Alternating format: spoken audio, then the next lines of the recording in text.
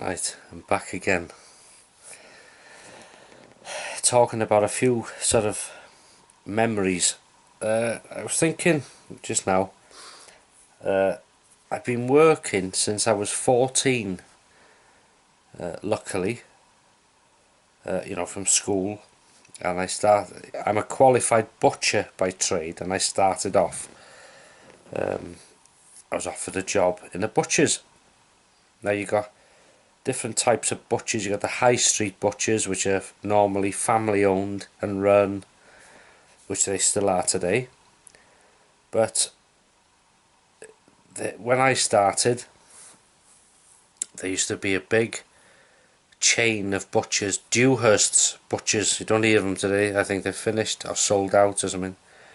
But they had the largest chain of butcher shops in the country.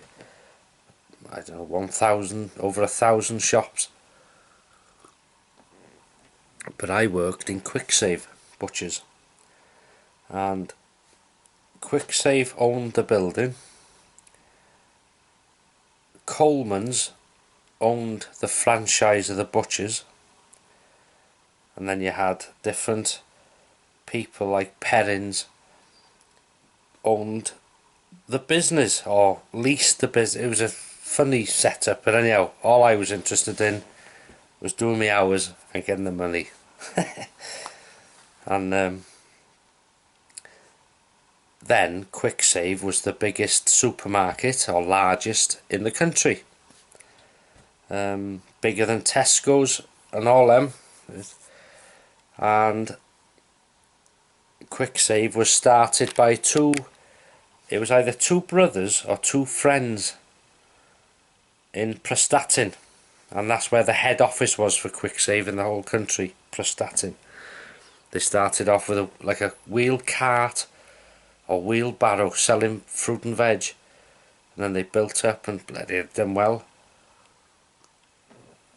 But anyway, just thinking back, going back to I went for an interview. Well, like an interview was it was a bit of a chat, really.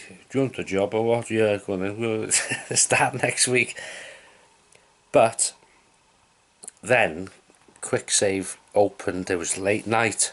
Thursday and Friday night was late night opening till 7:30. And 7:30 was late then, And that was my job. Thursday started 4:30 after school till 7:30. Same on Friday, 4:30 till 7:30. And then all day Saturday.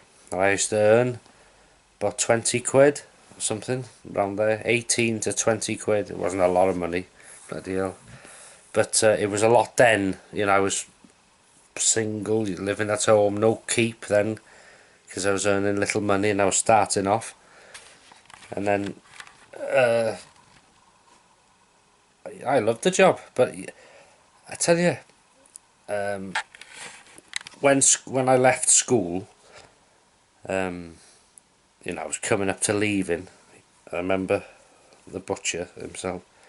He says, "Have you got a job? Any plans?" I said, "Not really, no." He said, "Do you fancy a full-time job here?" I said, "Bloody right." And that's when I did my apprenticeship. Anyway, it was a long day. Thursday, Friday. I used to start 7:30 to 8 o'clock, and you had to go in and set out the counter, for display. So you had to sort, the bacon, sausages. You had to cut the chops, pork, lamb, cut the beef. It needed to be rolled. There was pigs to bring in from Williams Slaughterhouse, which is also gone now on Vale Street. All the meat came from Williams's Slaughterhouse, and it was bought live in the auction, in the farmers' auction, on a Friday in the farm sales. Lamb, pigs and beef. And all the local farmers and everybody did a bloody good trade there. And used to supply different homes and a couple of schools, I think. But Winds Park, which is a home in Denbigh, used to supply, and they used to put a big order in. But that's gone, you know. That now it's not a home now. Anyway, what I'm going to say is, some meat, beef, steak, a little thing stick in your head on a Saturday coming up to dinner time. He used to cut like sirloin steak on the edges when you had a long piece of sirloin hanging in the fridge, and of course the edges turned colour, starting to go dark. Well, you couldn't sell that.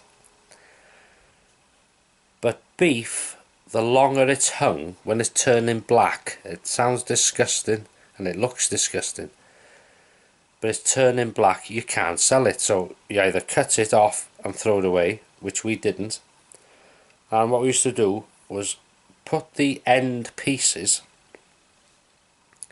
under the grill about 11 o'clock, low, put the grill low round the back of the shop, and of course the smell of this steak cooking, and people, yes, that smells nice, oh, I'll have a piece of steak. So it was good for business, see? But you should get a few onions from the fruit shop next. There's a fruit shop, all sorts in the quickies. Anyway, go and get an onion from the fruit shop and chop it up, and then put the onion on top of the steak, only a bit, and the smell of onion when it's cooking. Anyway, that was our dinner. And sometimes you'd pop to the chippy for a bag of chips, so you'd have steak, onion and chips. And you know, to be fair, you worked hard, long hours on your feet, and a lot of heavy work, you know, lifting like a pig, lifting a whole pig, and then you had to, lambs had to be split with a cleaver down the middle, and then you had to do orders, you know, cutting ready for the orders and fill the counter, and then serve as well. So you're on your feet all the time. And anyway, always on a Saturday, whatever was left, you'd always say, pick something out for you. And you'd have a piece of beef, a slice of gammon, or a few chops, take home for Sunday dinner. You know, good that way. It wasn't good money, but it was a good, you know, he's just glad of a job. And then I was offered a job on the post, which bloody hell, you know, the money difference on there was a bloody hell amazing. But then them days, a job on the post seemed a job for life. You were safe, and I was lucky enough to get it, and I've been there ever since then. So I've only really had a couple of main jobs, you know. Really, I used to do a bit of gardening at nights in the summer and stuff like that. But anyhow, this is going to tell you, when you started off in the shop, in the butchers, the things he used to do, he used to say to me, can you go next door? Yeah. Oh. What do you want? He said, we need a long wait. Ask him for a long wait. So me being, you know, bloody thick as two sharp planks, makes me laugh. Went next door. Just sent from the butcher. Oh yeah, what do you want? I'll come for a long wait. They said, oh, just sit there for a minute, I can have a look around the back. Well, he's sitting there for about 20 minutes. There you are, you've had your long wait. I thought, you bastard. The deal. Another one was, go and ask him for a glass hammer. Glass hammer. The deal. And then what's the other? Oh, this is a classic. Send me to another butcher's up the road. on the high street today. Need £2 of chicken lips. So I said, chicken lips? Yeah, chicken lips. He said, we haven't got any. He said, they're a specialised thing, we don't keep them in. I've just phoned them, they've got some in, they're going to give you them in a bag. He said, they're a specialised order for somebody. Chicken lips. Of course, me, you don't want to be things, off you go. So I went to the shop. I said, I've come for some chicken lips. And of course I didn't realise until one of them burst out laughing. He couldn't keep his in. I thought, I said, I always knew chicken didn't have lips. Bloody beaks, haven't they? Bloody bastards here. And what the hell was it there? Oh, there's a few. It was all good fun, you know. Bloody hell, fair play. But it was the thing they did, you know, to the newbie. And deal made me laugh. You know, and fair play, he kept a straight face. Go next door for a long wait. And go and get a glass ham and £2 of chicken lips.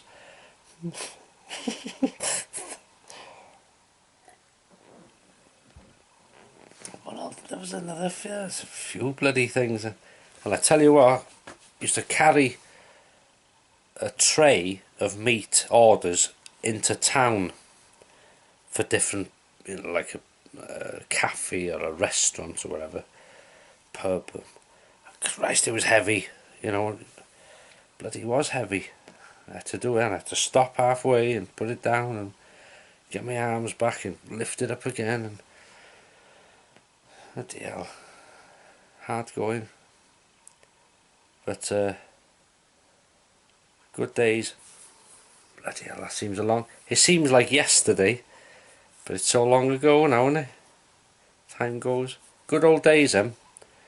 So I'm going to have a look at the old quickies now it's open inside, because I want to stand and I can picture everything in here where things were easy, even though it's a bloody shame. Right, that's it. So, memory lane vlog. And the reason I do these videos, by the way, it's, yeah, for you if you're interested in watching them. But like I've said before, these videos are hopefully like little memoirs or whatever for family in future generations. You know, if you know, I'd love to have had videos of my grandfather or my great uncles and of what they did, you know, years ago. If I could watch videos of them now saying, oh, I did this, it'd be fantastic, wouldn't it? So we've got the technology, we use it. But if you enjoyed it, thanks for watching. And I'll see you tomorrow.